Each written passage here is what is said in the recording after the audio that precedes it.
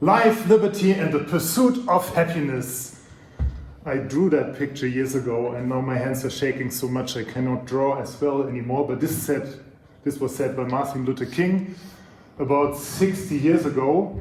And I like the fact that he said, "I have a dream." So this is about dreaming. And I would like to inspire you to dream. And thinking about myself, this is a story about myself. This year is clearly not my dream. This is me working in Denmark in the camper van, being in meetings, and I realized I've been in meetings the fucking last 5 years now, all the time. So you know that famous thing that Helmut Schmidt said, you gotta have visions, or if you have visions, go to the doctor. I actually think visions are great, because visions can turn into reality. So I had this vision. Who recognizes the city? This is Porto. I do not live there. I've never been in Portugal before. So I started dreaming of visiting my old friend, Hawaii Jim, in Porto. I actually met the guy in Hawaii. This is another story, 25 years ago, but he's living with his family now in Portugal, somewhere near Porto. And this is me dreaming about it. This is actually me being on tour already. And if I go on tour, I take a bicycle.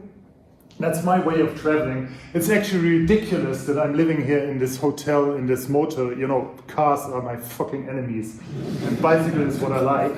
And this is my bicycle. You see, of course, I need some fixing and some preparation to get going.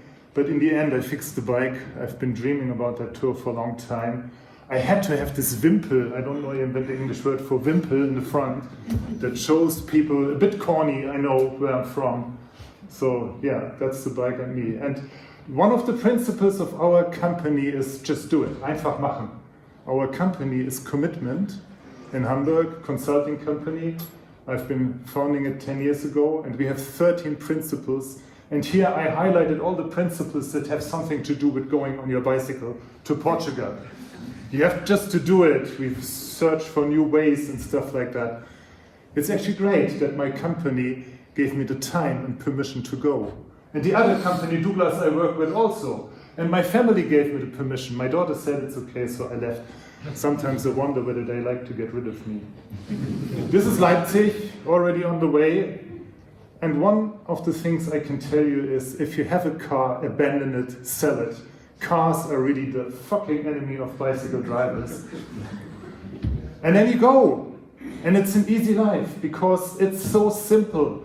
You dream, you sleep, you eat, you drive, following the blue line, then you eat again, then you go to sleep, and you sleep so well. And then you dream again. And of course, on the way, you have great weather, fantastic animals. You have fucking mountains that take the last out of you. But one of the things you learn is you go step by step. Just go slower. I have another picture of a mountain where I learned just kilometers down the road. Just go slow, it helps. This is my brother. I did a lot of the traveling with him, not all of the way, and we make new friends. We made a lot of new friends. It's actually interesting also to go by yourself. It's great to spend time with your brother and go with him, but also by yourself you make even more new friends. This is the way. It was not a direct way to Portugal. If you look at the map, you realize you actually go further west than you go south if you go to Portugal. It's really in the west. It's more west than Dublin. And this is the profile of the mountains. The interesting thing is, mountains became my friends, because I have one of the things I counted traveling was how positively well do I feel. And there's a correlation between mountains and feeling well. This is the Po-Ebene in Italy. We had backtailing winds. We went really fast. That's also great. You know, wind from the back. That you have to enjoy that. It's only a short time always. This is mountains again. And then we met the Vuelta. These are the the Tour de France guys. They did the Spanish Vuelta in Italy. Don't ask me why they started in Italy. And it's really funny, you know, you go up this mountain almost dying at 4 kilometers an hour, and you go up, and they just pass through. This is another mountain set. This is the Pyrenees, the French-Spanish border. And this is me going up really slow. And by that time, I got it. You have to go even slower. And it becomes fun. And it's great, and the vultures circle above you. It's really great. Yeah, you snake your way into Spain, you know, this is the Compostela way, you know, the German guy went that, and millions of other German guys do it. We met snakes. My brother hates snakes, so I have to show him that photo. He cannot even look at them. It's great what you experience. And you make more friends. You see funny animals, you see inhabitants that look at you like from one of these Asterix comics. It's almost like Asterix in Corsica, isn't it? Right. And these two guys are from Mannheim, Matthias and Thomas, and we met them, and great guys. So that was already 8 weeks into the travel.